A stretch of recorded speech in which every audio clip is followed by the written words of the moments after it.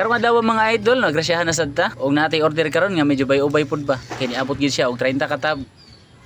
Ang atong order day karon mga adlaw mga idol no kay bound to CDO, Negros, Leyte, Iloilo, Asturias Cebu, San Francisco Cebu ug sa Bantayan Island. Sa mga nangutana day no, mga pila pud katab ang makuha aning usa ka pan dako diri nga kan trapal pan. Ang makuha day nako ani mga idol no kay 30 katab. Din mapuno na po niya atong pan sa Azola within 2 weeks. Din maka-harvest na pud ta another 30 katabs. Paspasan jud ang pagdaghan sa Azola basta i-maintain nimo ang pagbutang og fertilizer.